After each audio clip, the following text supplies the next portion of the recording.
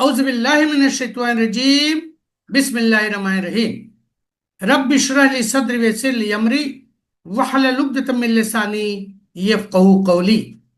अजीज साथियों, दोस्तों, बुजुर्गों, जो हमने ये सिलसिला अंबे इस्लाम का शुरू किया है, इसमें हमने ये मुनासिब समझा कि आपके सामने तमाम अंबिया इस्लाम जिनका जिक्र कुरान मजीद में आया है, उनका सिलसिला नसब भी आपके सामने पेश कर दें।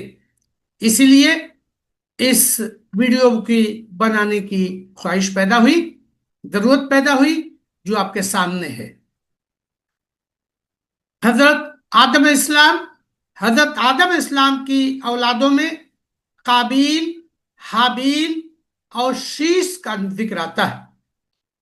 शीश की औलाद से अनूश, उनकी औलाद कीदान, उनकी औलाद महलाइल, उनके औलाद यरिद और उनकी औलाद में हजरत इदरीस इस्लाम का जिक्र आता है।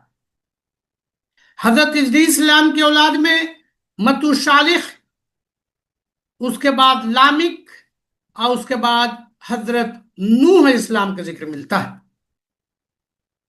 नूह इस्लाम की औलादों में साम, हाम, हाजिद और याम का जिक्र मिलता है। साम की औलाद में अरफक्सद और इरम, अरफक्सद की औलाद में शालिख और उनकी औलाद में हजरत हूद अलैहिस्सलाम का जिक्र मिलता है। दूसरी तरफ अरफक्सद के भाई इरम की औलादों में समूद और उनकी औलाद में हजरत सोलेह अलैहिस्सलाम का जिक्र मिलता है।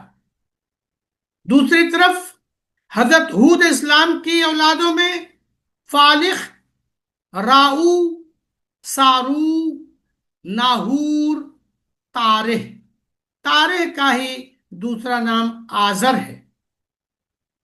आजर की औलाद में हजरत इब्राहिम इस्लाम और हारान का जिक्र मिलता है। यह हम देखें, हारान की औलाद में हजरत लूत अलैहिस्सलाम का जिक्र है। और हजरत इब्राहिम अलैहिस्सलाम की तरफ देखें तो उनकी दो बीवियां थी, हजरत हाजरा और हजरत सारा। यहां फिर से हम देखें तो हजरत हाजरा की औलाद में हजरत इस्माइल अलैहिस्सलाम।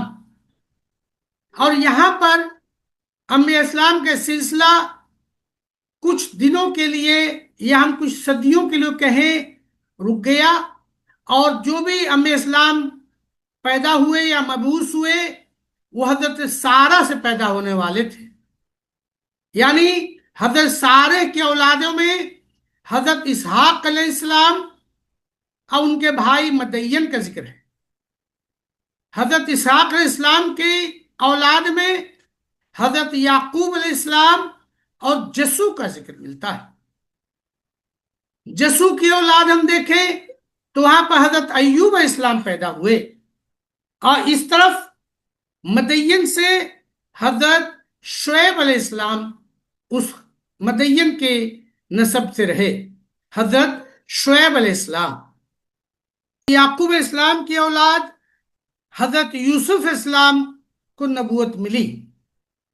उनके सगे भाई बिन्यामिन और उनके सौतेले भाइयों में दो भाई यानी यहूदा और लावी का जिक्र यहां करना मैं मुनासिब समझता हूं, क्योंकि इनकी औलादों में भी नबूवत मिली। सबसे पहले हम देखते हैं कि जो उनके भाई हजरत यूसुफ अलैहिस्सलाम के सौतेले भाई लावी हैं, उनकी औलादों में कहात और उनकी औलादों में इमरान का जिक्र मिलता है। और जो हजरत इमरान हैं, उनके दो औलाद जिनको नबूवत मिली वो हजरत मूसा अलैहिस्सलाम और हजरत हारून अलैहिस्सलाम। ये हजरत मूसा इस्लाम वही हैं जिनकी शादी हजरत शुएब अलैहिस्सलाम की बेटी सफूरा से हुई। آگے ہم دیکھیں تو یہاں جو حضرت ایوب علیہ السلام ہے، حضرت ایوب علیہ السلام کی اولادوں میں جو نبوت پائے وہ ہے حضرت ذوالکفل علیہ السلام۔ دوسری طرف حضرت ایوب علیہ السلام کے جو سوتیلے بھائی یہودا ہیں، یہودا کی اولادوں میں حضرت داؤد علیہ السلام پیدا ہوئے، اور انہی حضرت داؤد علیہ السلام سے حضرت سلیمان علیہ السلام کا ذکر ملتا ہے۔ اور یہاں جو حضرت یوسف علیہ السلام کے سگے بھائی تھے یعنی بنیامین، ان کی اولاد میں جو نبوت ملی وہ ہے حضرت یونس علیہ السلام کو۔ تو اس طرح سے یہ سلسلہ جاری رہا۔ پھر آگے ہم دیکھتے ہیں کہ حضرت ہارون علیہ السلام جو حضرت موسیٰ علیہ السلام کے بھائی تھے، حضرت ہارون علیہ السلام کی اولادوں میں حضرت الیاس علیہ السلام، حضرت الیسع علیہ السلام اور حضرت زکریا علیہ السلام کو نبوت ملی۔ یہاں پر ایک بات اور بتاتے چلیں کہ حضرت سلیمان علیہ السلام کی اولادوں میں ایک نیک بزرگ کا نام آتا ہے جو ہے حضرت عمران کا۔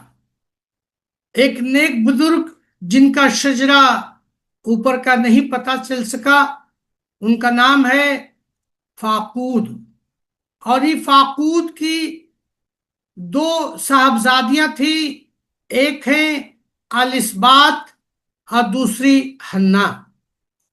حنا کی شادی عمران سے ہوتی ہے اور ان سے حضرت مریم پیدا ہوتی ہے۔ دوسری طرف